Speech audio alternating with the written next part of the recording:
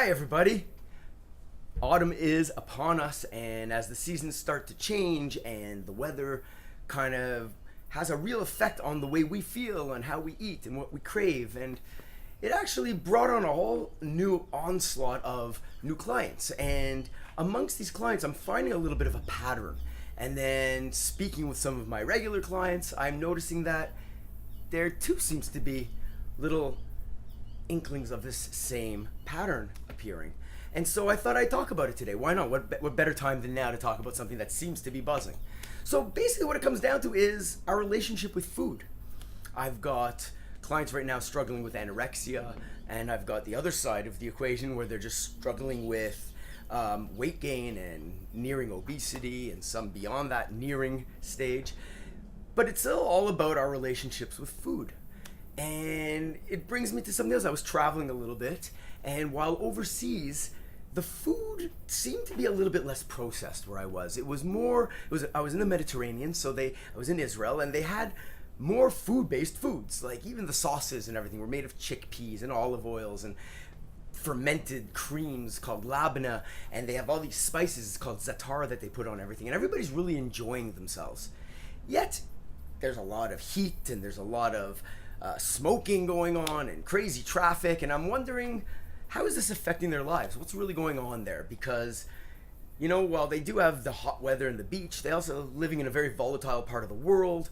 Now, could that be offsetting the food choices? I was just really curious to start doing a little research. So, immediately, first thing I checked was, what's the average life expectancy in Israel versus Canada?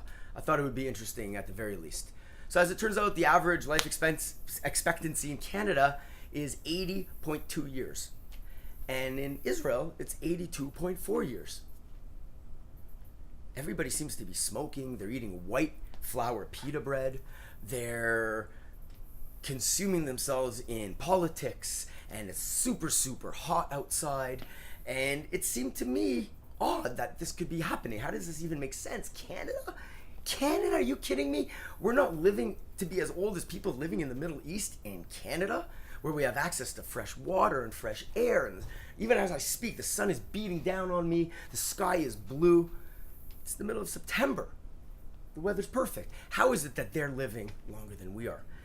And I could really only come down to a few things. First of all, they got a little bit of an attitude down there that we don't have. And I call it I don't give a fuck. That's it. They're kind of just, they don't care about the little things. They're not sweating the small stuff. They're not overly consumed by things that we totally preoccupy our lives with over here. Little things like finding a proper parking spot. Parking was ridiculous there. But if you can find a spot to stop your car that you're not blocking somebody else, well, guess what? That has now become a parking spot. And nobody seems to care. And kids are riding around on bicycles. I didn't see too many wearing helmets.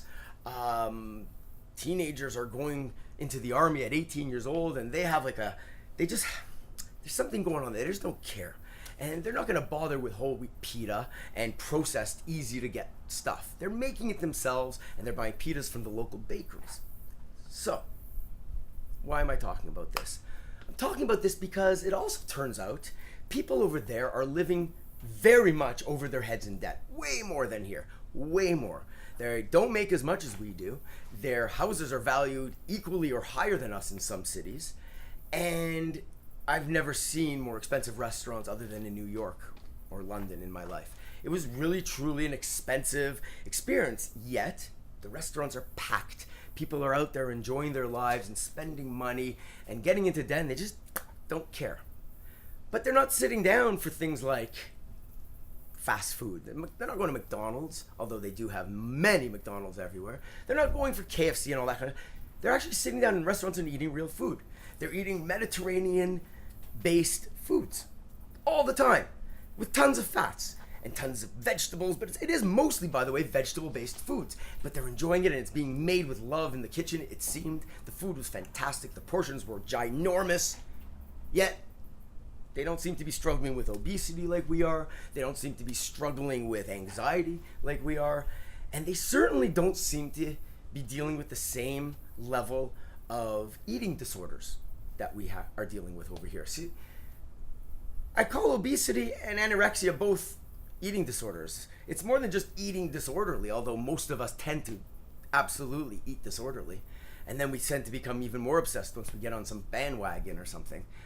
But our relationship with food is very, very different than it used to be, say, eons, 50 years ago. You know, our grandparents likely saw a chicken in its whole living form prior to eating it. How many of us can say that? I know I have, but I know I'm probably also the rarity. I ask you, how many of you have seen an animal alive prior to you eating it, maybe an hour later, other than a fish? And that's still kind of going on in other parts of the world, and we find that very uncomfortable. We don't want to make eye contact with our food. We don't want to connect with our food on an emotional level anyways.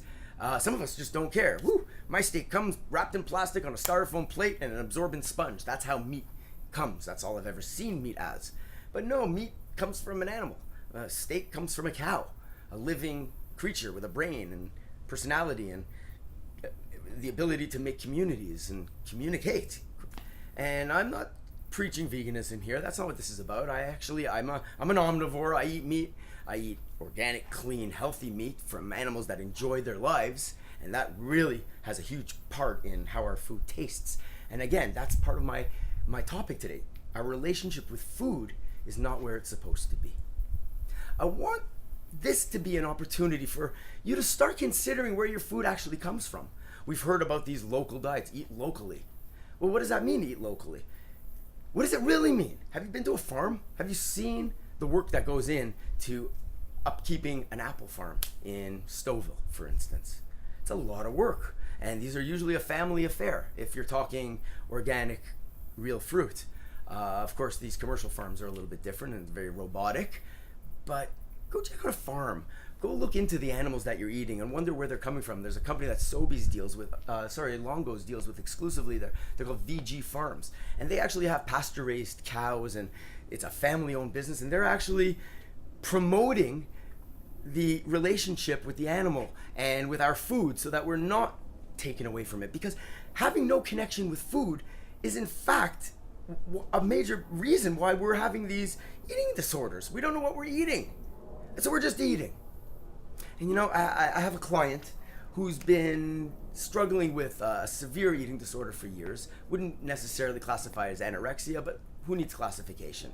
She's a young woman who's trying to put on weight, and after years of struggles, a couple of hospitalizations even, her point when I just started with her is that she's been pretty much just loading herself up on junk food, cupcakes and cookies and ice cream, and she happens to not like this stuff. I mean, I understand why. It's not giving her any fuel. She used to be a dancer, and she hasn't been able to dance anymore, and she's not putting on the weight, and she doesn't feel good, and she struggles with even eating those desserts all day long. So after examining her situation a little bit more closely, I decided that my approach was going to be a little bit different. Excuse me. My approach with her was going to be to really focus in on her relationship with food. She's never going to get over her eating disorder if she's unable to enjoy the foods she's eating. If she's being forced to eat foods she doesn't like, she's never going to develop a craving for them. She's never going to think, wow, I wish I could eat more. She's never going to develop that healthy relationship. So we immediately dove into her favorite foods. Some were dishes her mom makes, some were more easy to grab dishes, certain snacks that she grew up with as a little child, and I instructed her to go get all of them. We talked to her mother. She's going to prepare a couple of the dishes, and she went to the grocery store and loaded up on all the snacks, and I broke it down as a minimum of each macronutrient that she needs. She needs to eat at least X amount servings of protein, carbs, and fat 3 times a day, and unlimited fruits and vegetables.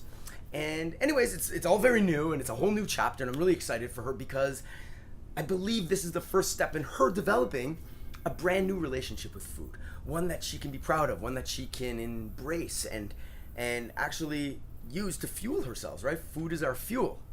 And if we're fueling ourselves with foods, first of all, that we love, and then we can start to fine tune it into healthier versions of those foods.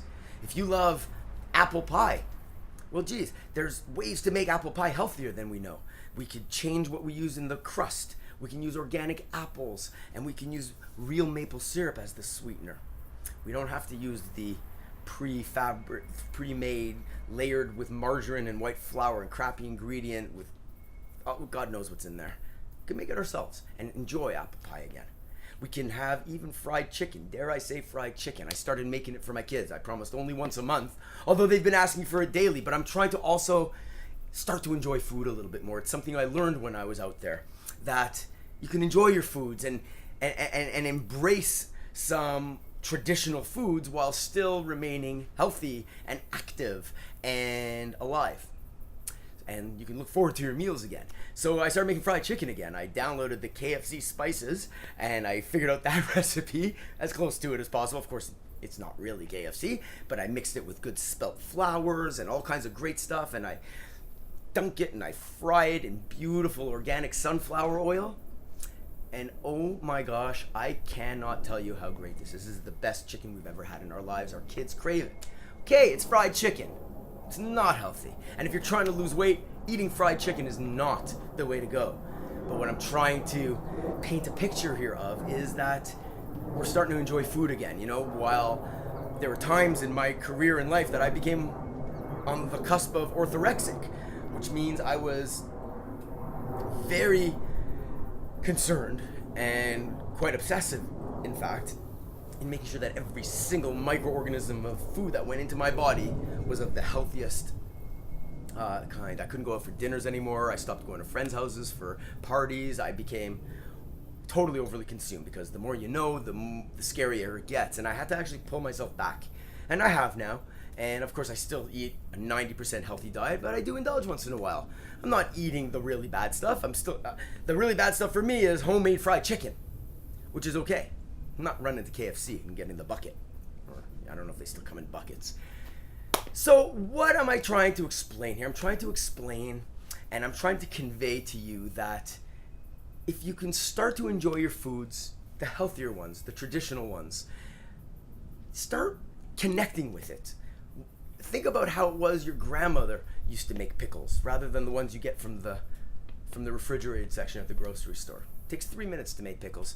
Your grandmother likely even grew the cucumbers or traded them with somebody in another market, or another person who grew tomatoes. And you know, there was a connection with food, and people used to barter it and trade it, and they'd cook it together. And in Italy, families would get together and make sauce for the year and can it. This is the type of thing we need to do to be healthy. We can't be overly consumed with only eating the healthiest stuff. We can't be overly consumed with not caring. We have to care, but we also have to become passionate about our food. And the way to become passionate about our food is to connect with it, understand where it comes from, what's gone into growing that fruit or vegetable, or where has that animal been living for the last 9 months before he was slaughtered? Did he live indoors with no circulated air in his own feces? Or was he walking a pasture with his brothers and sisters, eating grass and feed and whatever else he could find, as they're supposed to do? This is something we should think about, because their health depends very much on our health, and our health depends very much on theirs. They depend on us to keep them healthy, and if we keep them healthy, they're going to keep us healthy. And we can reduce the amount of cancer in our society.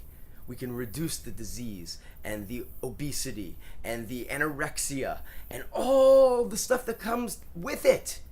You know, along with all these eating disorders, these are mental conditions, not just physical. So we start to eat healthy, and then we start to get anxiety problems and depression, and it all ties up.